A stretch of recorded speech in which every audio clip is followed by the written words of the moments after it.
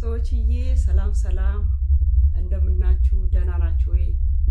ሁሉ አማን፣ ሁሉ ተማም፣ እግዚአብሔር ስሙ ይባረክ። እኛ ደህና ነን። እንዴት ናችሁ? ሜሪ ክሪስማስ ኤንድ ሃፒ ኒው ይር። ሰላም ናችሁ ወይ? የእግዚአብሔር ሰላም የእግዚአብሔር ፍቅር ከእናንተ ጋር አብሮነቱ ይብዛ። እግዚአብሔር ስሙ ይባረክ። እግዚአብሔር ይሄንን ያው ቱናይት አዲስ ዓመት የሚገባው እግዚአብሔር የሰላም የደስታ የፍቅር የጤና ያርግልን።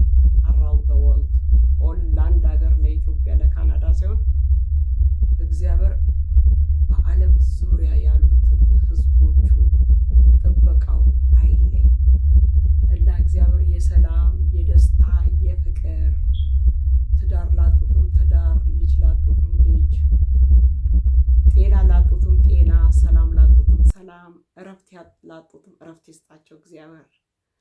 እና ሰዎችዬ ደህና ነኝ፣ እግዚአብሔር ስሙ ይባረክ። በተለያየ ምክንያት ቢዚ ሆኜ ነው፣ ያው ሱፐር ቢዚ ነኝ። አይዶ ታቁኛላችሁ ከአንድም ሁለት ስራ እንደምሰራ።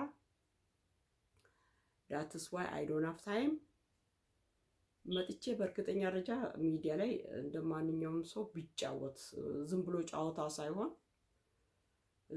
ያ ካሁን በኋላ አይ ዶንት ኖ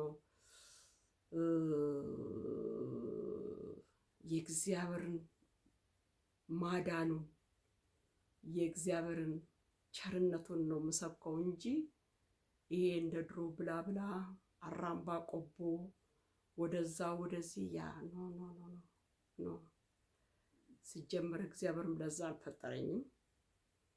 ስለዚህ ሰዎችዬ ያ ታይም ሲኖር ሚዲያ ላይ መጥቶ ሀሳብ ማካፈል ከኛ የበለጠ ደግሞ ስለ ባይብል ከሚያውቁ ሰዎች ደግሞ ትምህርት መውሰድ ጥሩ ነው። ገባችሁ? ምንም ማለት አይደለም እኮ ሰዎችዬ፣ ካላወቃችሁ ከሚያውቁት ሰው ላይ መማር። ገባችሁ? ያ የኛ መቼስ ያ ኤኒዌይ እና ስለዚህ ጥሩ ነው። ካሁን በኋላ አም ትራይ ማይ ቤስት። እግዚአብሔርም ደግሞ ያንን ሞገሱን ይሰጠኛል ማለት ኤክስፒሪየንሱን እንዴት ሀውቱ ስለ ጌታ እንደምሰብክ እኔ ግልጽ ነው የምናገረው። ገባችሁ? ያልገባኝን ነገር በአደባባይ አላቅም ማለት ምንም ማለት አይደለም። ያላወቀ ሰው ለማወቅ መጣጣር አለበት አሉ። አሁን ደስ የሚለው ቲክቶክም ሆነ ዩቱብ ላይ ብዙ የእግዚአብሔርን ቃል የሚያስተምሩ በፌስቡክም ሆነ ፍትፍት አድርጎ የሚያጎርሱት አሉ። ፍትፍት እንዲሁ ለእኔ አሁን እንዲሁ ፍቅሬ በአጠቃላይ ጆሮ ጥዬ በቃ በጣም ከዲፕ ገብቼ ማወቅ ፈልጋለሁ። ገባችሁ? አይ ኖ ኢትስ አውቃለሁ በት ኖት ዳት ማች ሪያሊቲው መናገር እኔ እዚህ ለህዝብ ብደብቅ ትርጉም አለው? እግዚአብሔር የሚያውቀውን ነገር ማለት ነው። ገባችሁ?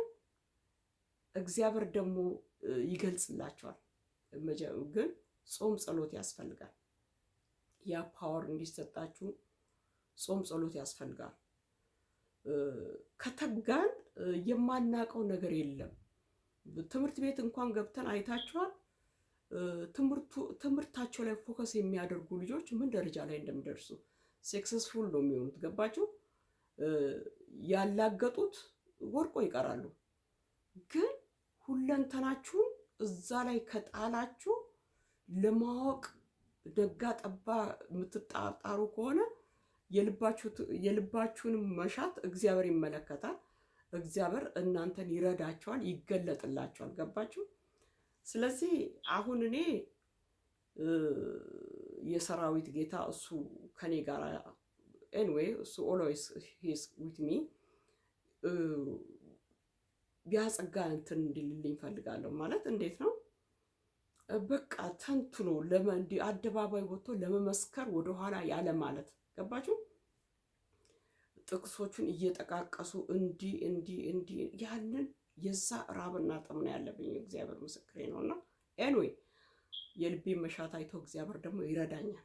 አይኖ እና ሰዎችዬ እኔ ያ ኤኒዌይ ስለዚህ በእንደዛ አይነት ደረጃ ላይ ነኝ እና ስለዚህ አሁን ያ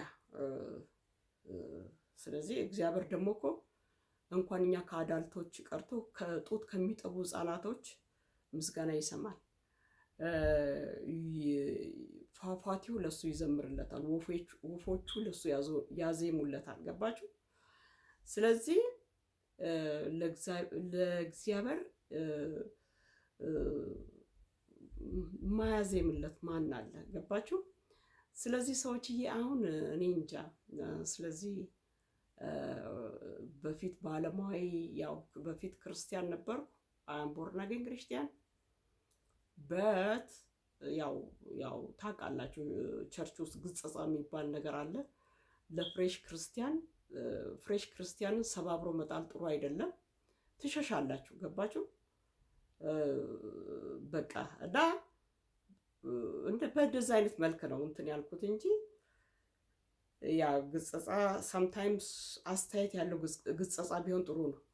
ስፔሻሊ አዲስ ክርስቲያንን ቅንጥስጥስጥስ አድርጎ መጣል በቃ ጴንጤ የተባለውን ነገር ለማየት እስክጠላ ድረስ ነው የተደረኩት። ነው ኤኒዌይ ዳት ኢዝ ፓስት ቴንስ። ስለዚህ እኔም አይኖቼን ወደ ተራራው ላይ ዘማሪያ ምን አለች? ረዳቴ ከወዴት ይምጣ አልኩኝ፣ ረዳቴ ሰማይና ምድርን የፈጠረ ምናምን አንድ ዘማሪ አለች። እና አይኖቼን ወደ ተራራ ላይ አነሳው ምናምን አለች። ነገሩ ከአሁን በኋላ ያ የዋህነት የእንትነት ጊዜ ነው እና አሁን ግን እንደዛ አልሆነም።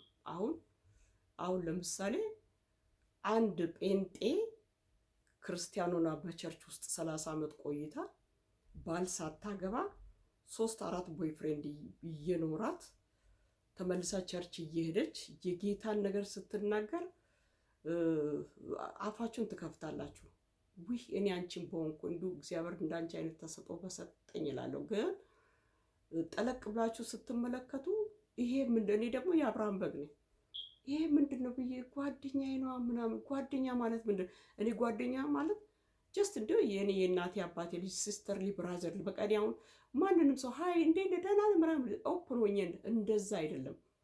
አልጋ ላይ መውጣት ምናምን ገላን ማቆሸሽ ምናምን ሳምቲንግ አልስ እና እንደዚህ አይነት ሰዎቹን ደግሞ ስታዩ ከቸርች ትርቃላችሁ። ግን እነዛ ሰዎች ስቲል እንቲል ናው ቸርች ውስጥ ናቸው ያሉት። ግን ያ ማለት ነገሩ ከሰው ቢሰወር ከእግዚአብሔር አይሰወርም። እኔ ደግሞ ሙከክ ያልኩ በቃ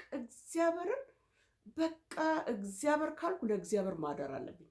ኢቭን ከቸርች ከወጣው ጊዜ ጀምሮ እኔ እንደዚህ ያን ስቱፒድ ቃላት በእኔ ላይ የሚናገር ሰው